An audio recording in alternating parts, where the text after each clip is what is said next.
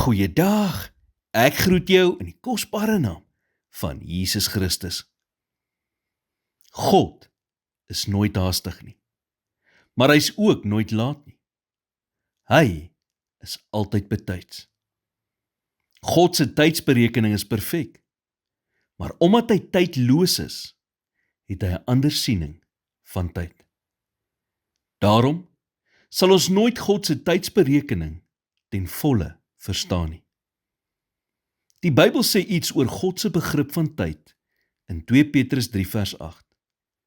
Maar laat hierdie een ding julle nie ontgaan nie, geliefdes, dat een dag by die Here soos 1000 jaar is en 1000 jaar soos een dag.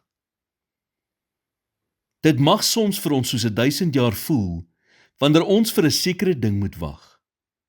Maar ons mense dink nie in daardie terme nie.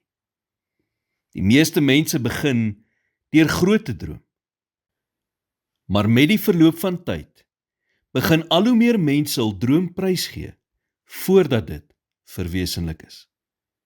Die rede is dikwels, omdat dit nie vinnig genoeg gebeur nie. Miskien is jou droom vandag verpletter. Of miskien as gevolg van al die teleurstelling, het jy jou droom prysgegee. God wil nie hê, jy moet dit doen nie. As God jou 'n droom vir jou lewe gegee het, sal dit gebeur. Dit moet net op sy tydskedule gebeur, en nie joune nie. Wanneer ons ongeduldig raak, en sonder om te dink reageer, kan ons skade aan onsself en ander aanrig.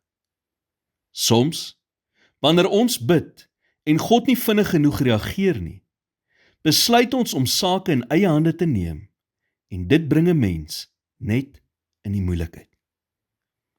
Wanneer God vir jou sê om te wag, sê hy, vertrou my met die tydsberekening, en die manier, en die middele, en jy sal die regte resultaat kry. Alles gebeur nie dadelik nie, maar stadig maar seker, begin dinge in plek kom, totdat dit heeltemal in vervulling gekom het. Daarom moet ons altyd onthou, God is nooit vroeg nie. Hy is ook nooit laat nie. Hy is altyd op tyd.